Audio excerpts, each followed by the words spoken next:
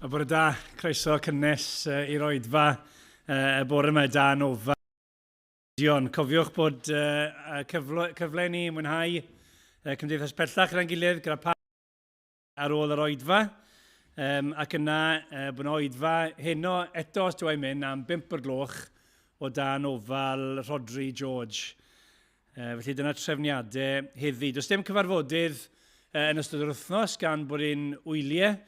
Ond fe fydd yr ysgol sir na'r gychwyn wythnos nesaf ac yna cyfarfodydd ar ôl hynny.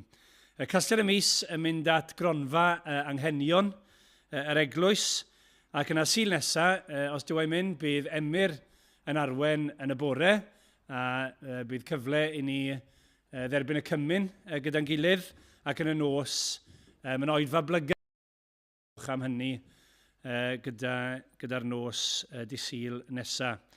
Gaethon ni ddim yn newyddion da, dwi'n cofio li pa ddwrnod oedd hi bellach, ond dwi angharad, mae mablu anest wedi cyrraedd i'w teulu nhw, ni'n llongyfarch nhw ac yn edrych mlaen i'w gweld hi a dathlu gyda nhw. Mae'n anodd credu'n dwi, ond mae'n sil ola. Fi'n deall sy'n amser yn gweithio, mae dal yn sioc bod e'n mynd mor gyflym. A fi'n siŵr bod y flwyddyn a bod nhw bethau anodd wedi dod yn traws ni. Sefyllfaoedd anodd, rhagluniaethau anodd. Ond i yn gweddio bod ta beth yw'r sefyllfa. Mae ta beth yw'n sefyllfa ni bore yma.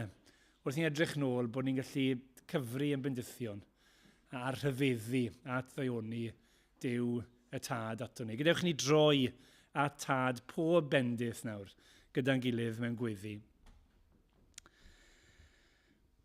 Arglwydd Dduw, ni yn diolch am dy ddaioni di tuag ato ni.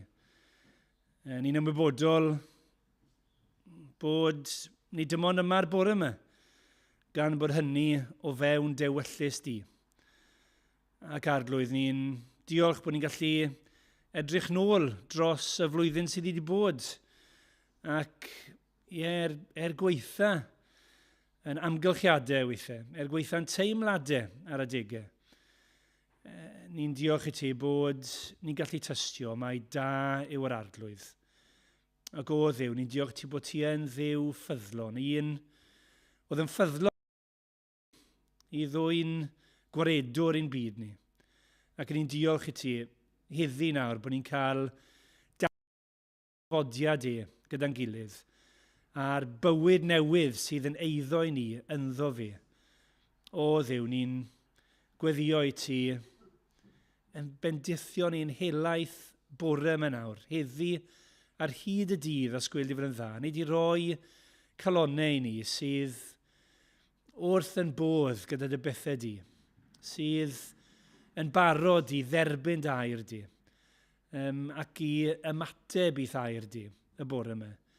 Arglwydd, ni'n gweddio yn arbennig dros dewi angharad a mablu, ni'n diolch i ti am y gofal sydd wedi bod arnyn nhw, yn gweddio i ti fendithio nhw nawr fel teulu newydd.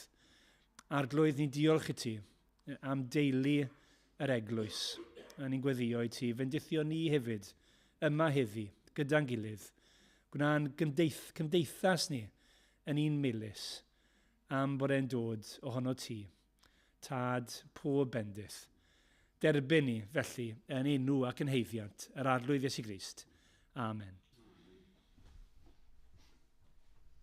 Diolch, Rodri.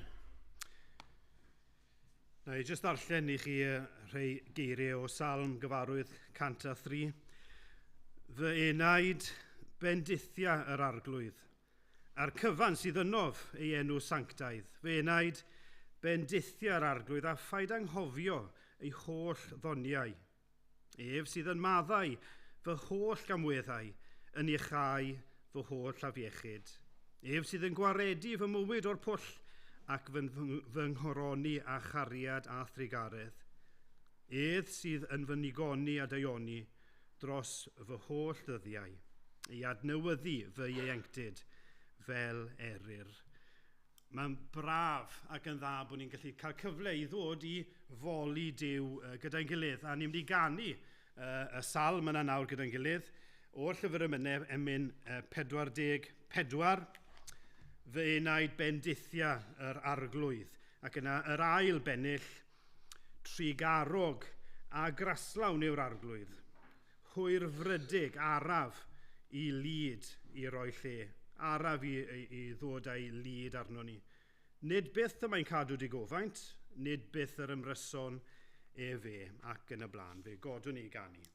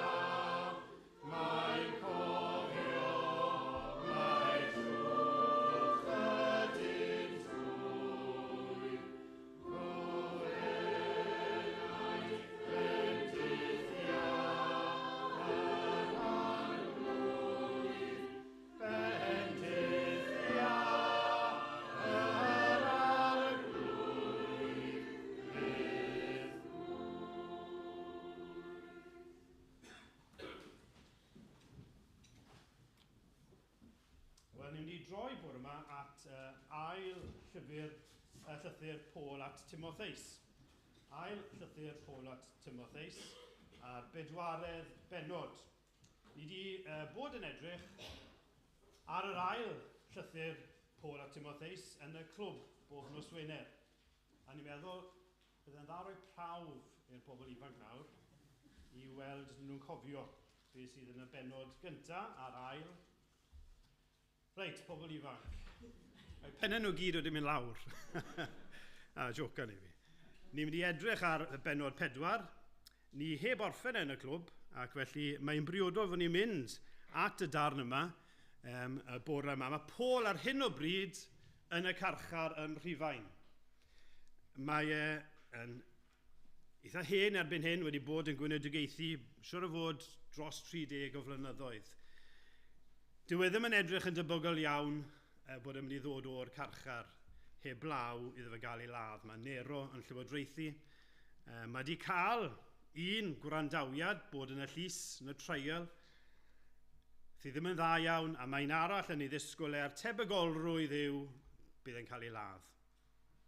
Ac mae'n anfon y llythyr olaf yma nawr at Timotheus, ei frawd yn y ffydd, ei fab yn y ffydd, a mae'r llythyr yn annog Timotheus, dal ati. Brwydra ymlaen, fel athletwr, fel ffarmwr, fel milwr. Mae'n calanogi Timotheus ac hefyd yn herio Timotheus. A ni nawr yn dod at geiriau ola yr apostol Paul. Ni'n mynd i ddechrau yn y benod, y pedwerydd benod, dechrau'n adnod 9 ac yn darllen hyd at adnod 18. Dyma air Duw. Gwnaed y orau, Timotheus, gwnaed y orau i ddod ataf yn fuan, oherwydd rhoddodd Demas ei serch ar y byd hwn am gadael. Aeth ef i Thessalonica, a Crescens i Galatia, a Titus i Dalmatia, Lyc yn unig sydd gyda mi. Galw am Marc a thyrd ag ef gyda thi, gan ei fod o gymorth mawr i mi yn fy ngweinidogaeth. Anfonais Tychicus i Ephesus. Pan fyddi'n dod, terda'r clogyn a dewais ar ôl gyda Carpus yn Troas, a'r llyfrau hefyd, yn arbennig y memrynau. Gwnaeth Alexander y gof copr ddrwg mawr i mi. Fe dal yr arglwydd iddo yn ôl ei weithredoedd. Bydd dithau ar dy wyliadwraeth rhagddo, oherwydd mae wedi gwrthwynebu ein cenadwrin ni i'r eithaf. Yn y gwrandawiad cyntaf o'm hamddiffyniad, ni safodd neb gyda mi. Aeth pawb am gadael. Peidiad Duw a chyfrif hyn yn ei herbyn. Ond safodd yr arglwydd gyda mi, a rhoddodd nerth i mi mwyn tro fi i'r pregethu gael ei gyflawni ac i'r holl genhedloedd gael ei glywed, a chefais fy ngwaredu o enau'r llew. A bydd yr arglwydd eto'n fy ngwaredu rhag pob cam, am dwyn yn ddiogel i'w deyrnas nefol. Iddo ef y byddo'r gogoniant, byth bythoedd. Amen. Wel, dyna air Duw. A byddwn ni'n edrych ar y darn yna yn nes ymlaen gyda'n gilydd. Ni'n mynd i ganu gyda'n gilydd. Ni wedi bod yn canu o Diolch ffyddloniaid oll dan orfoleddu, ond ni'n mynd i ganu nawr o Dewch bawb sy'n anffyddlon. Achos dyna pwy mae Crist yn ei geisio. Falle bod rhain o chi bore yma'n teimlo'n anheilwng. Falle bod chi'n teimlo, fi ddim yn dda. Wel, o Dewch bawb sy'n anffyddlon. Dewch gwan ac ansicr. Dewch does neb ar ben ei hun. O Dewch ddiffrwyth, hiraethus rai, bod gweddion faich.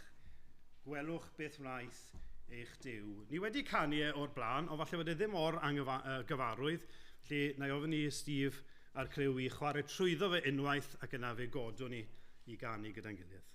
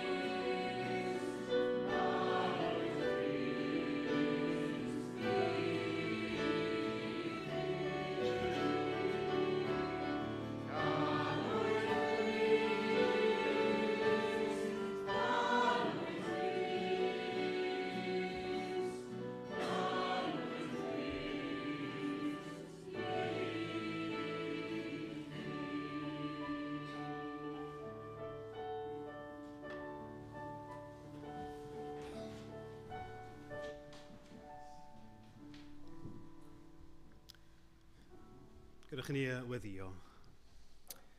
O Dduw ein tad i ni yn ymwybodol iawn bod ni yn anffyddlon, bod ni'n mynheiddi dim byd, a ni ddim yn dod bore yma yn ein heiddiant ni'n hunain.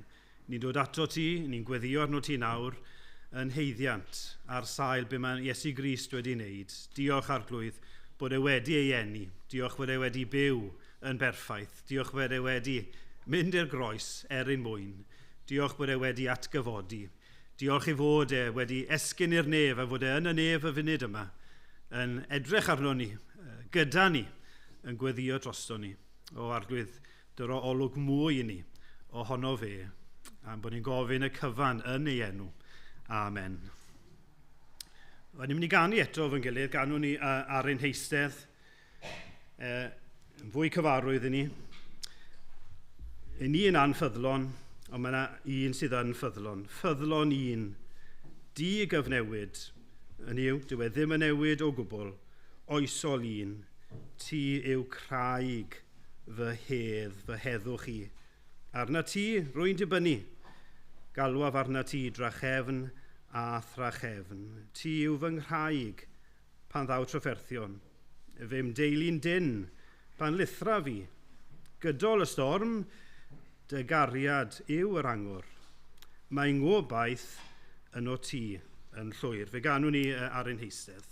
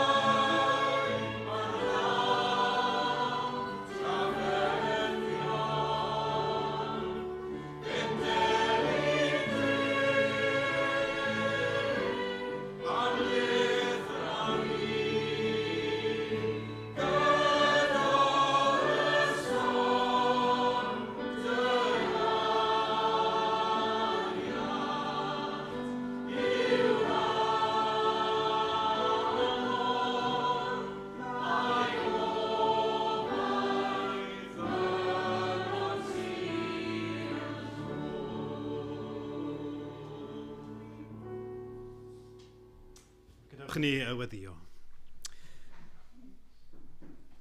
Arglwydd i ni'n diolch nawr bod ni'n gallu troi at un sydd yn ffyddlon. Ac wrth i ni edrych yn ôl, diolch am dy ffyddlondeb di o arglwydd ein Duw. Go arglwydd i ni'n dod fel bobl sydd yn wan, ie ac yn anffyddlon. Ond diolch am ein gwaredwr annwyl. Diolch am yr arglwydd Iesu Grist. Diolch am y cyfle ni wedi cael ei gofio amdano fe dros y dyddiau diwetha, yr wythnosau diwetha. Ac o arglwydd ni'n gofyn, byddwn ni'n cael golwg mwy ohono fe. Bydde di o arglwydd yn dangos i ni mwy a mwy o'r arglwydd Iesu Grist. Ni yn cyflwyno arglwydd ein gilydd i dofal. Ni yn meddwl am y plant a'r bobl ifanc sydd yma nawr. Arglwydd, ni diolch i ti amdani nhw ac yn gweddio arglwydd y bydde di yn dod â pob un ohonyn nhw yn ei tro i dy adnabod di, i dy garu di. Ni'n gweddio hyd yn oed y bore yma, arglwydd, agor eu llyged nhw i weld gogoniant Iesu Grist, i weld mor dda, mor wych, mor rhagorol, mor ogoneddus yw Iesu Grist. Ac hyd yn oed arglwydd, dangos iddyn nhw eu pechod, eu angen am waredwr, a bod Iesu Grist yn fwy na parod, bod yn rhithro at bobl sydd yn gofyn am achubiaeth, yn gofyn am faddeuant. Ni'n cyflwyno bob un sydd mewn lle gwaith arglwydd, yn gweddio i ti i'w cynnal nhw yn y llefydd gwaith. Ni'n ymwybodol o wasgedd dyddi yma. Arglwydd ni'n gofyn ar y ti roi doethineb iddyn nhw yn y lle gwaith, i fod yn ddoeth yn ei defnydd o amser, i fod yn ddoeth yn ei ymwneud â'i cydweithwyr, ac ar y ti roi boddhad a mwynhad yn y gwaith. Ni'n gweddio am rai sydd wedi gadael gwaith, wedi gorffen gwaith. Bydde di o Dduw yn agos at y rhai sydd adref, rhai wedi ymddeol, rhai yn hun o arglwydd ni'n cyflwyno ein gilydd, yn ein amrywiol sefyllfaoedd o arglwydd, trigarha wrtho ni, cynnal ni. Diolch bod ni'n pwyso ar un sydd yn caru ei blant ei hun, un sydd yn araf i ddangos ei lyd ac yn fawr o drigaredd. Arglwydd, ni'n edrych nôl ar y flwyddyn sydd wedi bod ac ni'n ymwybodol o fendithion. Ni hefyd yn ymwybodol o stormydd. A diolch mai dy gariad di sydd wedi'n cynnal ni trwy y cyfan. Y lle fydden ni nawr arglwydd hebddo ti. Gen i am ddiolch i ti ac am glodfori denw di. Ni'n cofio arglwydd am frodyr a chwiorydd i ni eto heb gyfarfod yn nhw ar hyd y lled y byd.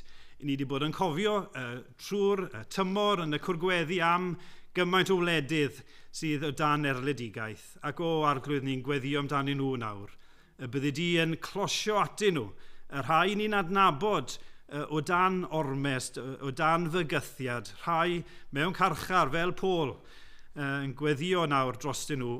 Dduw, bydd yn agos atyn nhw. Dyro dy hedd, dyro dy dangnefedd, dyro dy lawenydd, dy gysur a dy nerth iddyn nhw os gweli di fod yn dda. Cyn i yngweddio'n wir y bydd arweinwyr gwledydd yn cael ymwybyddiaeth o'i cyfrifoldeb, ymwybyddiaeth o gyfiawnder, ac y bydd yna heddwch y dod i'r mannau lle nad oes heddwch. Arglwydd ni'n cyflwyno unigolion i ti, ni'n diolch i ti am y newyddion wrthos yma, am dewi yngharad a mablu, ac ni'n cyflwyno nhw yn gofyn dy ofal drostyn nhw, gan gweddio o arglwydd y bydd ydi'n gwarcho dros, yngharad a mablu, ac y bydd mablu yn dod i dydnabod i yn fuan yn ei bywyd. Ni'n cofio am Helen a Menna a'r teulu, yn gweddio arglwydd y bydd ydi'n agos atyn nhw yn ei hiraeth nhw yn ystod y wythnosau yma. Arglwydd, ti'n gwybod angen pob un ni'n cyflwyno Mari a Hyw a'r teulu ti. Arglwydd yn gofyn dy gysur iddyn nhw. Geraill arglwydd sydd wedi mynd trwy stormydd, arglwydd closio atyn nhw os gweli di fod yn dda. Bydd gyda ni nawr o arglwydd, ni'n cyflwyno'n hunain i ti, cyn gweddio i ti siarad â ni trwy dy air. Bydd gyda Emyr ym Mangor cynnal lle bynnag mae dy air yn cael ei bregethu'n ffyddlon o arglwydd. Gogoniant Iesu Grist, llwydda dy waith dy hun. Clyw ni nawr am fod ni'n gofyn y cyfan, gan ofyn eto am faddeuant am bob pechod yn derbyn yn enw Iesu Grist. Amen. Fe ganwn ni carol gyda'n gilydd, y rhif 70.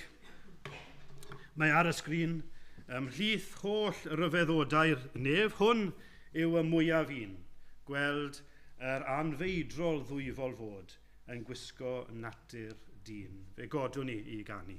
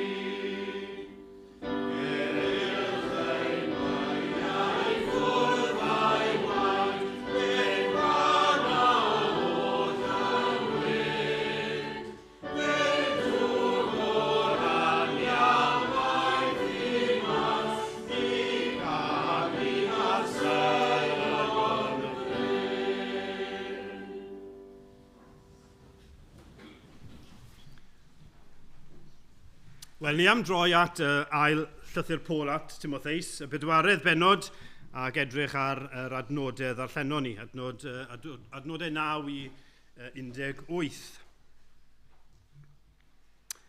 Os rwy'n yn gwybod pwy ddwedodd hyn, money can't buy life. Geiriau olaf rhywun enwog. Enwog i rai. Os rwy'n yn gwybod, byddwn ni'n cael sioc os byddwn unrhyw un yn gwybod, Bob Marley. Os rwy'n yn gwybod pwy oedd Bob Marley? Un o'r dynion reggae mwyaf poblogaidd. Rwy'n arall, geiriau ola Richard Baxter. Richard Baxter yn Gristion a ddefnyddio Duw yn helaeth iawn. Dioddau lot o salwch a marw yn ifanc, ond cyflawni lot. Dyma ei eiriau ola fe. I have pain, but I have peace. I have peace. Mae geiriau ola rhywun cyn gwynebu marwolaeth, bob amser, chi'n mynd i gymryd sylw ohonyn nhw. Ei geiriau ola nhw. Wel, dyma llythyr ola'r apostol Paul cyn iddo fe wynebu marwolaeth. Ac mae werth gymryd sylw o'r geiriau hynny. Geiriau printiedig. Oedd e'n ymwybodol. Tebygolrwydd yw bydde fe'n cael ei ladd gan llywodraethwr Nero. Mae'n dweud yn y 6 adnod o'r benod, y mae fy mywyd i eisoes yn cael ei dywallt mewn aberth, ac y mae amser fy ymadawiad wedi dod. Fi'n mynd, fi'n marw, byddai'n cael fy lladd mwy na thebyg ei ddienyddio.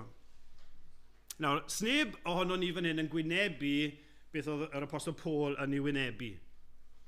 Ond mae yn, fel oedd Rhodri yn nodi, mae'n ddiwedd blwyddyn. Mae'n ddiwedd cyfnod. Ac os Duw mae'n mynd, dechrau cyfnod newydd. Blwyddyn newydd o'n blaen ni. A mae'n gyfle i edrych yn ôl ychydig bach ac i edrych ymlaen at flwyddyn newydd. A mae'n iawn fi'n credu bod ni yn edrych ar geiriau olaf preintiedig yr apostol Paul. Mae e'n dod i ddiwedd cyfnod. A mae eiriau fe yn gymwys i ni hefyd. A felly nhw'n ni edrych ar y rhan 2 Timotheus, penod 4 a nodau 9 i 18. Nawr, mae gen i ddau bwynt. Y pwynt cyntaf, ymateb yn ymarferol. Ymateb yn ymarferol. Mae Paul yn dod â'i lythyr I ben, a mae'n delio â materion hollol ymarferol. Mae'n realistig. Mae'n nodi pethau ymarferol oedd angen arno fe. Mae'n defnyddio y synwyr cyffredin mae Duw wedi roi I bobl. Nawr, mae'n nodi 3 peth oedd angen arno fe. I ddechrau, mae'n unig. Mae'n wynebu cael ei ddienyddio I farwolaeth, a mae'n dweud yn y 9fed adnod, Timotheus, derau weld fi, fi'n unig. Ac yna yn adnod 11, mae'n dweud wrth Timotheus, adnod 11, derau Marc hefyd. Derau Marc gyda ti, mae e'n galondid I fi. Bydden ni wrth y modd cael eich dau yn gwmni I fi. Fi'n unig. Cwmni y brodyr yng Nghrist. Felly dyna'r angen ymarferol cyntaf, fi'n unig. Yr ail, adnod 13, os oes modd, derau a clogin. Hynny yw, derau a blanced. Mae'r carchar yn oer. Nid carchar moethus cyfforddus. Na, fi'n oer. Derau blanced. Yr un adawes I. Derau fe gyda ti. Ac yna yn drydydd, adnod 13, derau rhai llyfrau, sgroliau. Hynny yw gair Duw. Yr hen testament, mwy na thebyg. Hynny yw, mae Paul dal am wybod fwy am Dduw, deall mwy am ewyllus, am drefn Duw. Mi oedd Paul angen cysur a chalondid, a be mae'n gwneud? Wel, fi'n siŵr bod wedi cyflwyno'r cyfan I Dduw mewn gweddi. Ond mae hefyd yn ymateb yn ymarferol. Fi angen y pethau yma. Felly mae'n cymryd camau penodol ymarferol I ddelio â'r angen oedd arno fe. Angen, gallech chi ddweud, emosiynol, unigrwydd. Timotheus derau Marc hefyd. Angen corfforol, fi'n oer, derau'r blanced. A hefyd angen ysbrydol, derau gair Duw. Fi'n ymwybodol bod angen y gair yna arno fi, derau'r scrolls yna. A mae'n bwysig bod ni, fel pobl, yr arglwydd, bod ni ddim yn meddwl bod camau ymarferol yn rhywbeth bydol a ysbrydol. Mae Duw am I ni ddefnyddio yn synwyr cyffredin. Mae am I ni ddefnyddio ymateb I sefyllfaoedd ar y degau mewn ffordd ymarferol. Mae gan Dduw diddordeb yn yr ymarferol. Mae ganddo fe gonsyrn drostoch chi fel person cyfan. Ie, yr emosiynol, ond hefyd y corfforol a'r ysbrydol. Mae gyda ni enghreifftiau, torreth o enghreifftiau yn y Beibl am hyn. A falle yr un ymlyca yw wrth feddwl am Iesu Grist, ei hun ar y groes. Ein gwaredwr ni ar y groes. Yng nghanol mawredd yr hyn oedd yn wneud, canlyniadau tragwyddol I beth oedd yn wneud, ac ar y groes yn ei ddioddefaint, dim ond 7 peth mae Crist yn dweud. Ond un o'r pethau oedd yna oedd Ioan edrych ar ôl fy mam.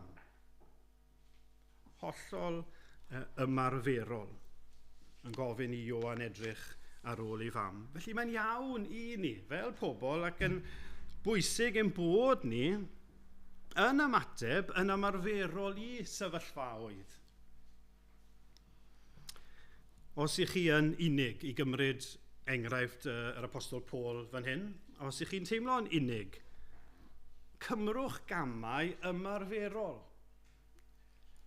Er enghraifft, falle pan ni'n teimlo'r unigrwydd yna, bod ni'n ffonio rhywun. Neu bod ni'n gwahodd pobl neu ffrindiau ato ni.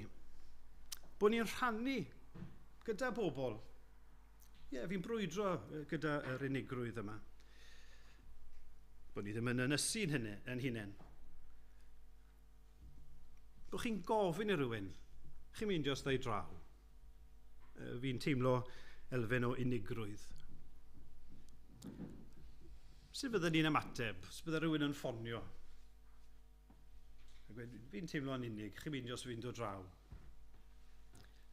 Bydden ni'n teimlo braint bod rhywun yn ffonio fi. A bydden ni'n, os bydde un o'n ohonoch chi yn ffonio, fi'n dweud yn ofalus, os bydde un o'ch chi yn ffonio, yn teimlo'n unig, chi'n mynd os na ddod draw.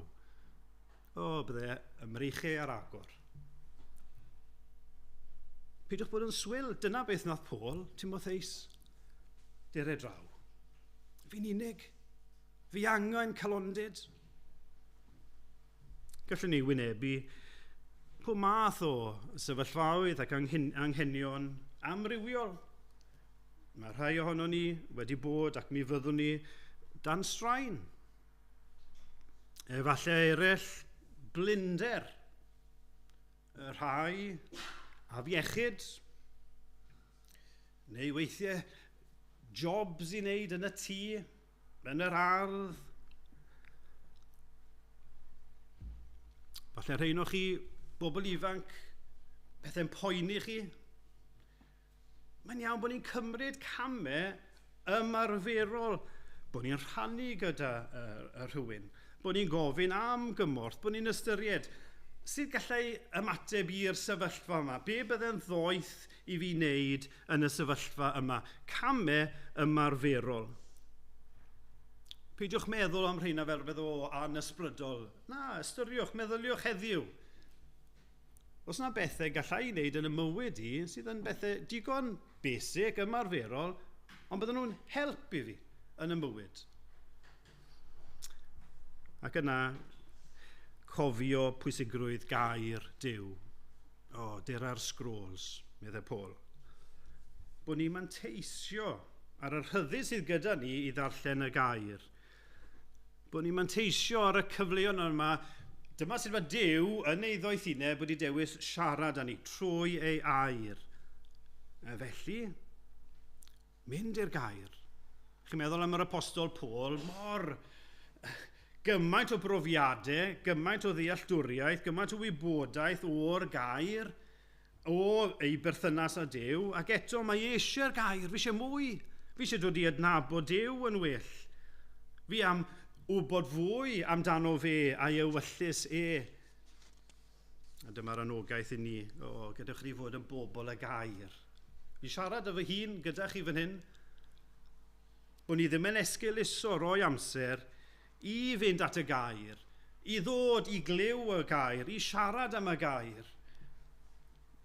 Bod ni wedyn yn gafel ar addewidion Duw. Bod ni'n dod i ddeall ewyllus y Duw. Felly, yn pwynt cyntaf, wrth i ni wynebu blwyddyn newydd, oes yna gamau ymarferol gallwch chi gymryd bydde o fydd i chi? Meddyliwch am hynny, bobl ifanc, plant, bobl hŷn, os yna gamau ymarferol, gallwch chi eich cymryd falle yn bydde'n gymorth i chi yn eich bywyd o ddydd i ddydd. Nawr, os byddwn ni'n gorffen y bregaeth ar y pwynt yna, byddai'n iawn bod chi'n digaloni. Achos wedi dweud, meddyliwch chi. Ac i ni'n ymwybodol, mae yna le i hynny, ond i ni hefyd yn wan. A diolch byth mae yna ail bwynt i gael. Yr ail bwynt i ddechrau yw Emmanuel. Duw gyda ni. Ni wedi canu lot amdano fe yn ddiweddar. Chi'n ymwybodol gobeithio. A thi a elwi ei enwyf Emmanuel. Mae'r hyn o'i gyfieithu yw Duw gyda ni. Ac ni wedi cofio hynny dros y Nadolig. Ac yn wedi canu e. O can, Emmanuel. Hynny yw, sawl emyn, sawl carol yn cyfeirio at Duw gyda ni. Ond i'r Cristion, nid rhywbeth nadolig yn unig yw Emmanuel. Mae Duw, mae Crist gyda ni bob amser, am dragwyddoldeb. A dyna'r un cyntaf, bod e'n sefyll gyda ni bob amser. Ie heddiw, ond hefyd y fori. Gwrth ni edrych yn ôl dros y flwyddyn sydd wedi bod. Mae'r Cristion bore yma yn gallu dweud, wel, lle fydden ni? Heb Emmanuel. Lle fydden ni heddiw heb y law bod Crist wedi bod gyda fi trwy y cyfan. Mi oedd Paul, fel o'n i'n dweud, wedi gwynebu llys y barn. Ac mae'n siŵr bydde hynny wedi bod yn brofiad erchyll. Ond be mae ffrindiau fe'n neud? Maen nhw gyd yn rhedeg i ffwrdd. Maen nhw gyd yn ei adael e, adnod 16. Yn y gwrandawiad cyntaf, ni safodd neb gyda mi. Aeth pawb am gadael. Mae'r gair gadael fyna, pawb am gadael, yn un cryf. Nid, wel, nath pawb yn gadael i na. Yng ngadael i mewn helbil, mewn twll. Yn Saesneg, abandon, forsaken. Hefyd, mae un o ffrindiau agos Paul, un oedd wedi bod ar rhai o'r teithiau cenhadol gyda Paul. Mae yn ei adael e. Drychwch ar adnod 10. Oherwydd rhoddodd Demas, ffrind Paul, ei serch ar y byd am gadael. Yr un gair eto.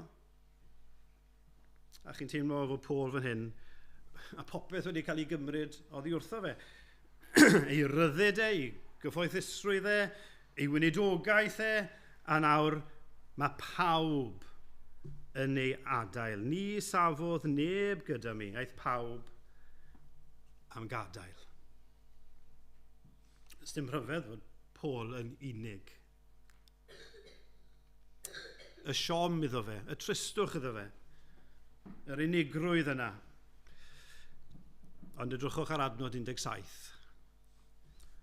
Ond sa'r arglwydd gyda mi. Roedd Iesu Grist gyda fe. Gyda Paul yn y carchar, ym mhob sefyllfa. Mi oedd Emmanuel, Duw gyda fi. Mi oedd Paul yn gallu dweud hynny, Duw, Iesu Grist ei hun, gyda fi. Yn y carchar, yn y sefyllfa anodd ac ym mhob sefyllfa. Mae wedi bod, mi fydd e am byth bob amser gyda ni. Nawr, efallai yn ystod y flwyddyn sydd wedi bod, a falle yn ystod y flwyddyn sydd i ddod, byddwn ni ddim yn hynod o ymwybodol bod Iesu Grist yna. Ond gyfeiliwch yn y gwirionedd. Mae yna. Safodd yr arglwydd gyda mi. A pwy yw'r un sydd yn sefyll gyda ni? Chi rioed wedi sefyll lan mewn sefyllfa? Mae rhywbeth yn digwydd a chi'n sefyll lan. A mae yna rhywbeth unig iawn pan chi'n sefyll lan dros rhywbeth. Wedyn, os oes rhywun arall yn dod gyda chi a sefyll gyda chi, gymaint o gysur yw hynny. Ond fan hyn, Crist sy'n sefyll gyda ni. Nid rhyw berson amhersonol di-deimlad o'r oeraidd, na, ond un sy'n gwybod beth yw unigrwydd. Un sydd yn cydymdeimlo gyda ni. Chi'n cofio Iesu Grist yn cael ei arestio. A be mae'n dweud yn Marc, mae'n cael ei arestio a gadawodd y disgyblion ef bob un a ffoi. Ei ffrindiau agosaf yn ei adael e. Un yn ei frydychau, wedyn un arall yn ei wadiau, a'r gweddill yn rhedeg i ffwrdd ac yn ei adael ar ei ben ei hun, mewn unigrwydd. Ond yna, i chafbwynt yr unigrwydd ar y groes, mae Iesu Grist yn gweiddi. Fy niw, pa ham am gadewaist? Pinnacle yr unigrwydd yna. Yr un gair sydd forsaken, pa ham am gadewaist, yr un gair mae Paul yn defnyddio fan hyn. Fod pawb wedi ei adael e. A dyma yr un sydd wedi profi unigrwydd uwch na phawb. Mae e'n dod. Yr un brofodd pawb yn ei adael ond mae nawr yn dod. A mae Paul yn gallu dweud, fi'n unig a fi'n teimlo mae pawb yn yngadael i. Ond safodd yr arglwydd gyda mi. Emmanuel.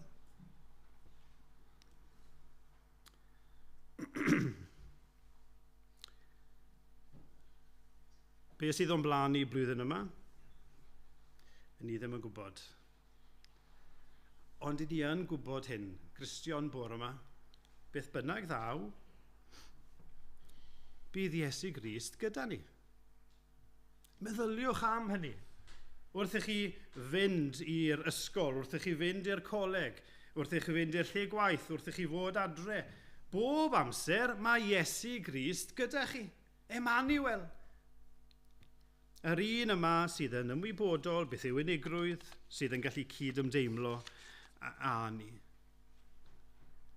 A nid rhywun gwan yw sydd yn gallu uniaethu unigrwydd, ond hefyd yr holl alluog. Yr un cadarn, mae yna ryw gadernid yn y sefyll, ond yr arglwydd a safodd gyda mi. Y pencampwr, yr holl alluog, yr un holl nerthol. Dawodd pawb Paul, ond safodd yr arglwydd gyda mi. Gristion bore yma, gwrandewch ar geiriau o Hebreaid. Geiriau i chi bore yma ac i chi yn ystod y flwyddyn. Dyma geiriau Iesu Grist i chi. Nith a dawaf fyth. A mae'r byth yna yn y gwreiddiol.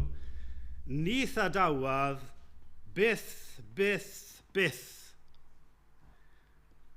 Ac ni chefnaf arnat.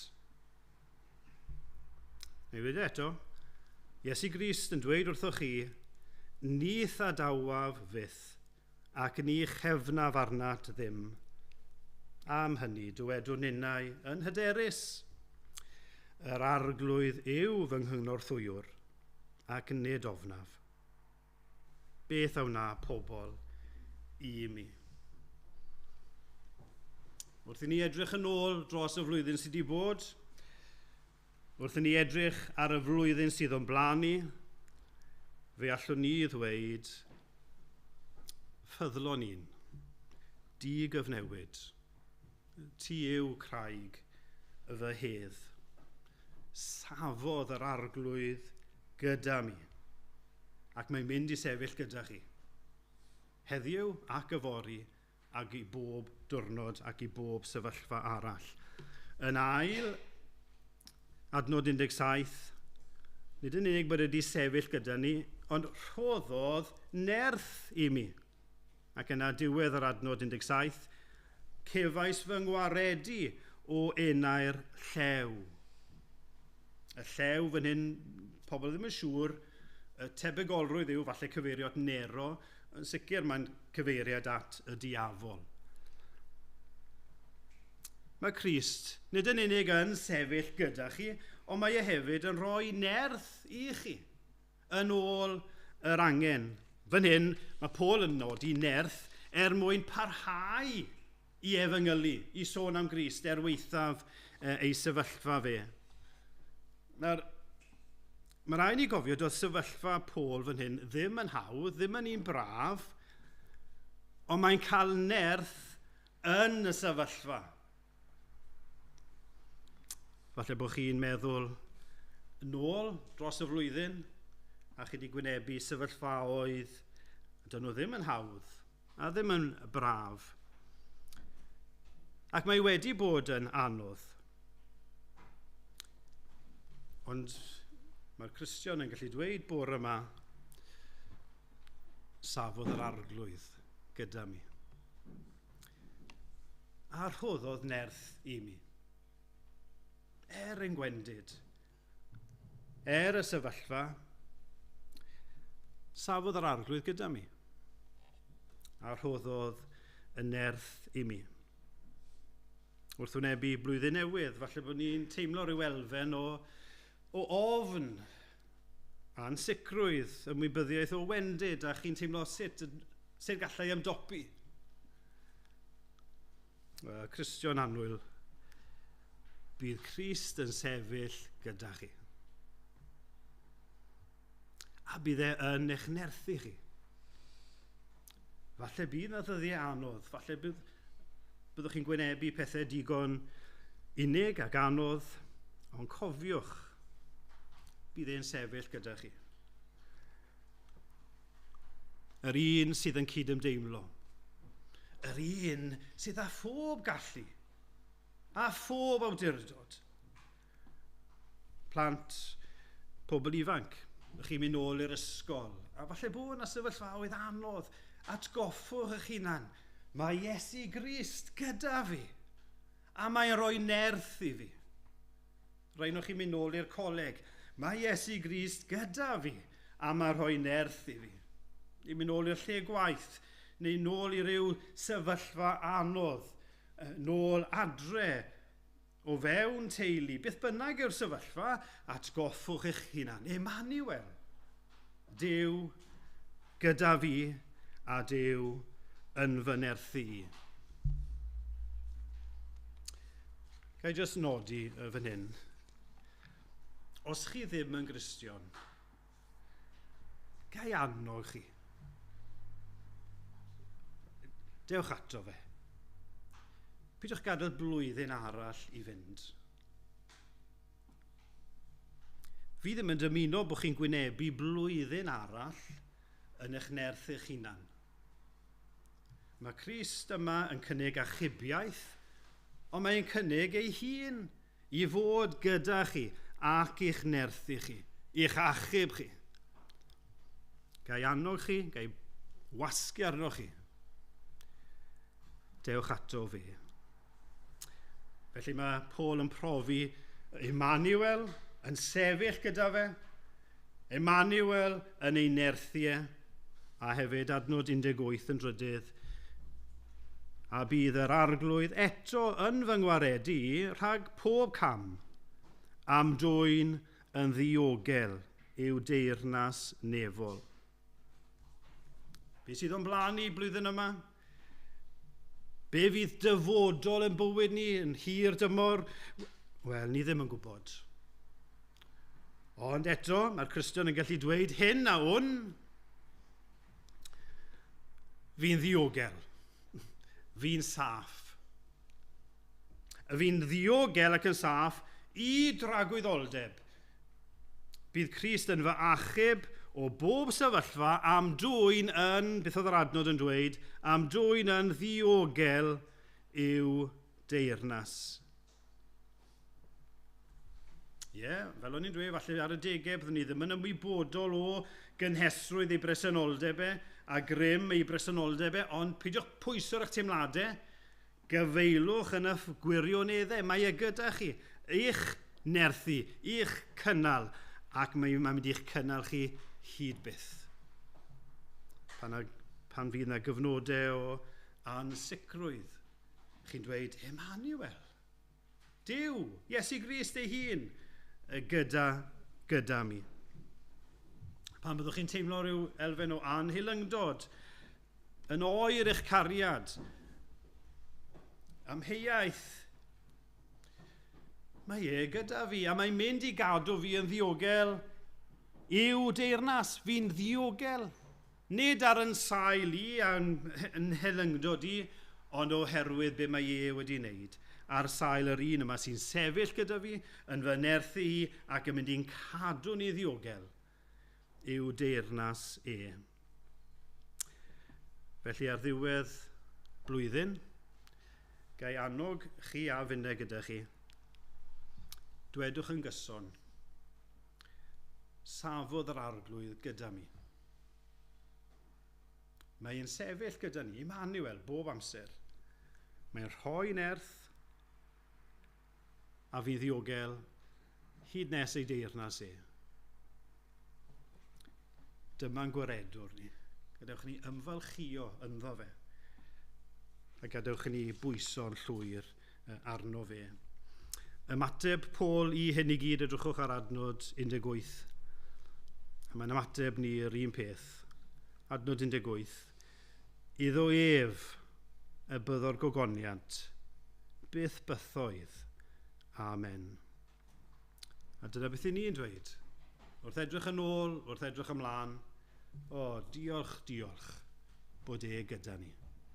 Ac iddo ef y byddo y gogoniant. Wel, gai annog chi i feddwl, os yna gamau ymarferol i fi gymryd, ond cofiwch yn fwy na dim byd, mae e gyda ni, Emmanuel, Iesu Grist ei hun. Newn ni ganu efo'n gilydd, os yw yn iawn, newn ni ganu ffyddlon un eto. Ffyddlon un di-gyfnewid, fe ganwn ni ar ein heistedd, a fe ganwn ni just unwaith, ac yna fe godwn ni ganu y garol olaf. Diolch.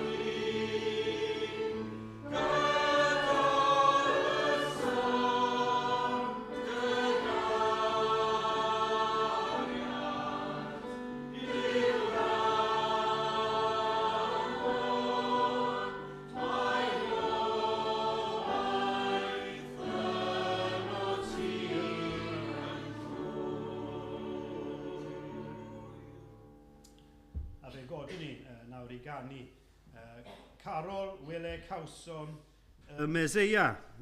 Mae wedi dod, ond mae gyda ni bob amser. Wyle Cawsom y Meseia, cyfaill gwerthfawroca erioed. Dar fi Moses a'r proffwydi. Mae sôn amdano fe, mae proffwydo wedi bod amdano fe. Ac yna bennill ola. Dyma gyfaill heidda ei garu a'i glodfori yn fwy nag un, prynu'n bywyd, talu yn dyled, a'n glanhau a'i waed ei hun. Ac os yw wedi wneud hynny, dwi byth yn mynd i'n gadael ni nawr. Frodyr felly dewch, llawenhewch, diolchwch iddo byth yn athewch, fe godwn ni i ganu.